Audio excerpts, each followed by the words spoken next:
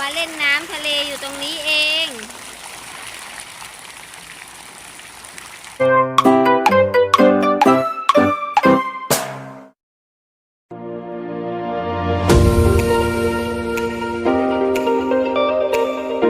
สวัสดีค่ะวันนี้เราไปไหนกันคะไปไหนคะไปดูปลากันค่ะปลาที่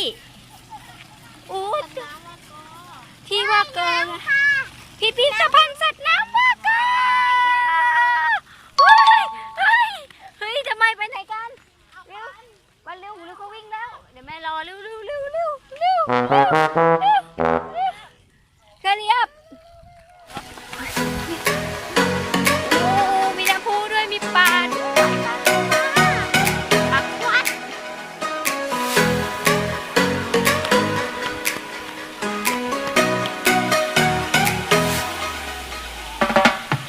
ปิดกี่โมงนะอุ้ยนี่ตัวอะไรอ่ะพี่ปุณนี่ชื่ออะไรอ่ะตัวอะไรอ่ะออปติมัสอันนี้อะไรคะบับเบิ้ลบีเหรอเอากลับบ้านเราได้ไหมได้ไหมเพราะมันของเขาเอาไม่ได้เนาะโอ้บับเบิ้ลบีขอลายเซ็นบับเบิ้ลบีหน่อยไปเลยจะปิดแล้วเขาปิด4 โมง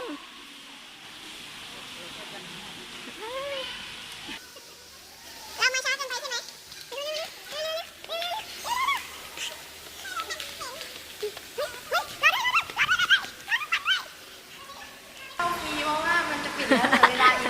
ไปไม่ต้องเสียค่าเข้าจริงๆแล้วผู้ใหญ่มันคนละ30เด็ก20 บาทไปเจอช้างด้วยอุ้ยเร็วเฮ้ยกบร้องเรามาในป่าแล้วอุ้มมาลูกอยู่ในป่าเฮ้ยกลัวหมดเลยแปดเป็นไรอ่ะโซ่บ้านอยู่ในป่าพี่โมกลัวอะไรลูกไม่ต้องกลัวค่ะไม่ต้องเดี๋ยวเราไปดูปลากันดีกว่าจะได้ไม่กลัวอันนี้มันอาจจะดูมืดไงเขาก็เลยกลัวกันค่ะไปต่อเลยข้างในแล้วอันนี้คือระบบนิเวศแห่งต้นน้ำมืดหน่อยเนาะเดี๋ยวดูปลาก่อนอุ้ยต้องปรับลูกเต็มพามันตกใจมันกลัวใช่เราไม่ใช้แฟดปลาเยอะแยะเลยอันนี้ของเด็กอ่ะใช่ไหมแม่นิวเด็กๆเขาจะชอบปลาใช่ไหมดูปลาว่ายน้ำไปอีกแม่จะพาไปดูปลาแบ๊กคนเ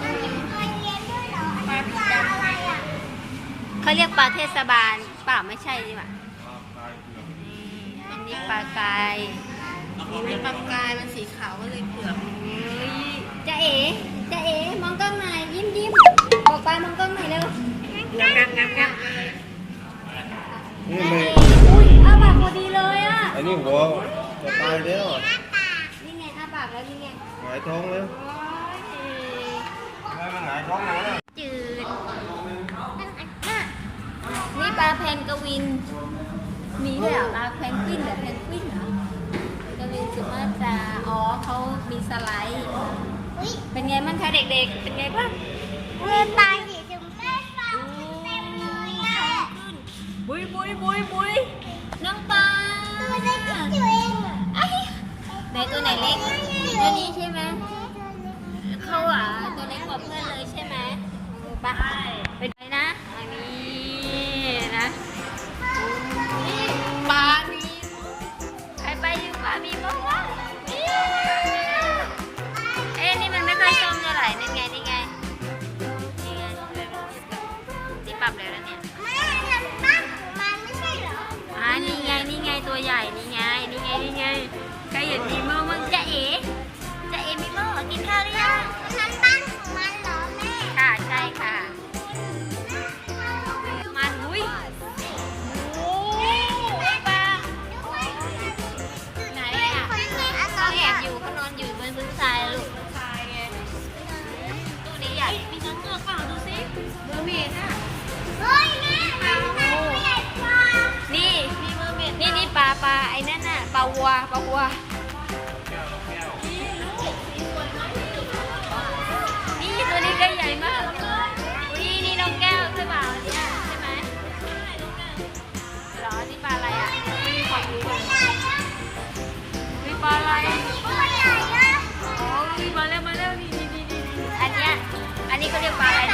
แกงส้มอร่อยเห็นไหมเห็นหางอะไรคะเห็นหางอะไรคะอ่ะไปลูกไปนี่ปลาปักเป้านี่จะเอ๋แอบอยู่ตรงนี้เองปลาปักเป้า ยังมอ มันมีพิษนะปลาปักเป้าอ่ะปลาดาวนอนอยู่เต็มเลยน้องปันชอบปลาอะไรอ่ะชอบม้าน้ำหรือชอบปลาดาวอะคะมันอยู่ในตู้ก็แม่ไม่ได้ห้ามเอาไปไงแต่แม่ถามว่านี่เห็นไหมเขาจะกระดึบได้เขาจะเหมือนมีชีวิตนี่เขามีชีวิตเลยอ่ะปั๊บ มาน้ำด้วยอ่ะ เขาเป็นปลาการังเขาจะจับปลาการังเขากินอะไรนะแพลงก์ต้นปะว้าว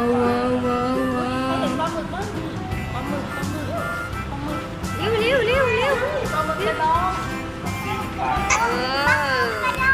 เดินมาแอบมากินไหมปลาหมึก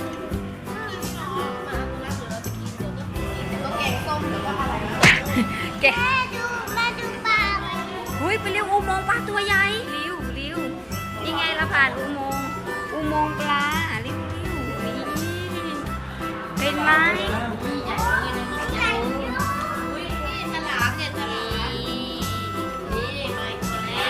ได้เอฉลามอันนี้ฉลามอะไรอ่ะฉลามหมูดำเหรอนี่มาแล้วฉลามมาแล้ว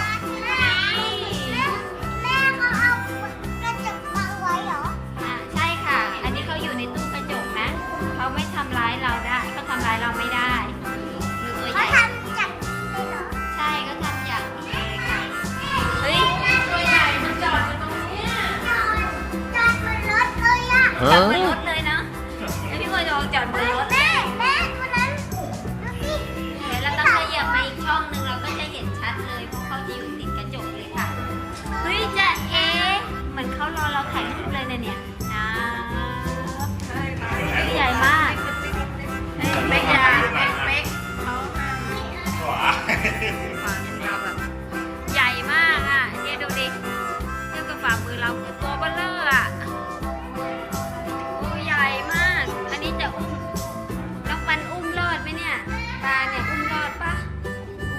อุ้มไหวไหมให้น้องปันอุ้มเนาะใหญ่ยังไม่ไหวหรอกเอาสีม่วงอ่ะวิปลาอะไรสีม่วงอ่ะเป๊กปลาม้าลายหางเหลืองน่ารักจังเลยเรียกเขากระจกเดี๋ยวดิอ๋อน้องปันบอกพี่ปุณว่าอยากเขากระจกอุ้ยเก่งจังเลยอุ้ยตื่นเต้นไหมวินี่ไงมีโมสวยมากวิมีโม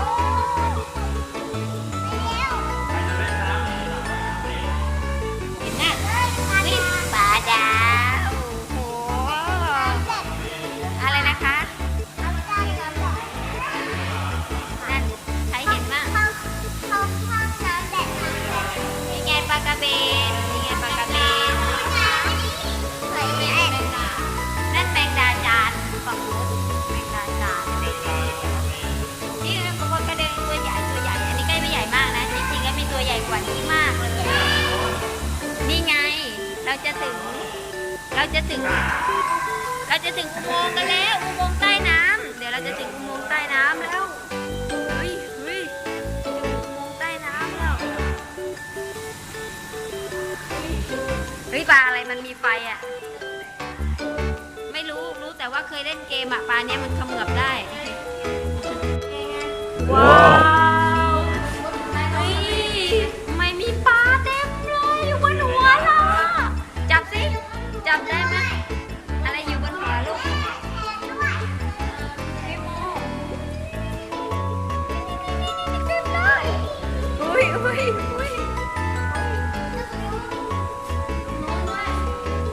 ุโมงค์เหรอ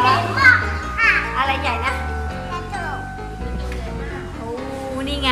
ปลาบนหัวเราจับกินได้ไหมเนี่ยจับกินได้ไหม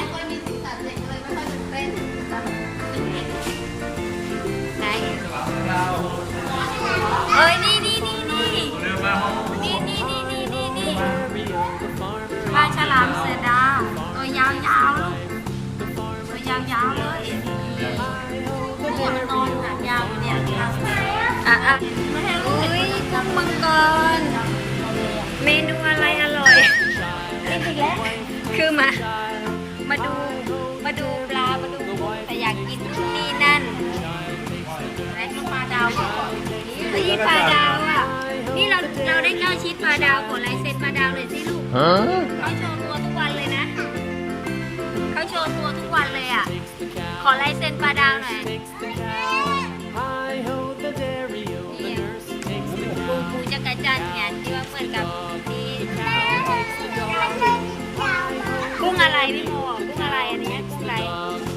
กุ้งมังกรไงกุ้งเฉะตะลุงกุ้งเฉะ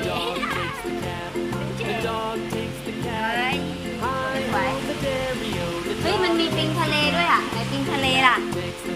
นี่ไงปิงทะเลใครปิงทะเลเขากินด้วยนะปิงทะเลเนี่ยราชการจีนน่ะเขาทำปิงทะเลเป็นเมนูขึ้นชื่อด้วยนะเบ๊กปลาดาวกับปิงทะเลปลาดาวลายมันแบบลายมันสวยเนาะดูดิปิงทะเลอยู่ใกล้ๆตรงนั้นทำไมมันต้องนอนฉี่กันด้วยอันนี้ก็ปลาดาวนะเนี่ยเฮ้ยมันมีรูปทรงต่างๆที่ต่างกันไปเลยนะปลาดาวเนี่ยเรามาเล่นน้ำทะเลอยู่ตรงนี้เอง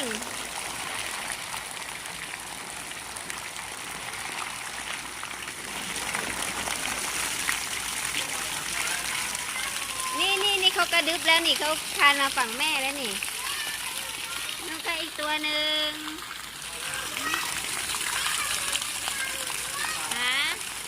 ตรงนู้นกองอยู่3 ตัวเลย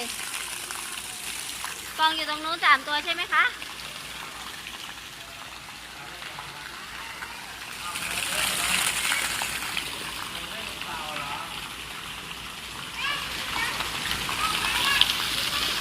ค่ะเด็กไหนบ๊ายบายต่อสิบ๊ายบายกลับก่อนนะพี่ปุ้นกลับก่อนนะแล้วทำไมมีท่อให้ระบายไฟด้วยอ่ะเขาไว้ระบายน้ำไงนี่สงสัยด้วยว่าท่อระบายน้ำนี่เห็นไหมปันกลับแล้วเหรอสนุกไหมคะเด็กๆสนุกไหมคะสนุกไหมพี่ปุ้นสนุกไหมคะ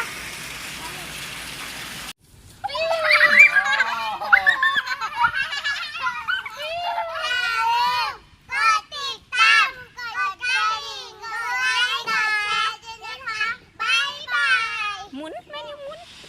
มุนก่อนจะขึ้นเอาจะนั่งอย่างนั้นว้าว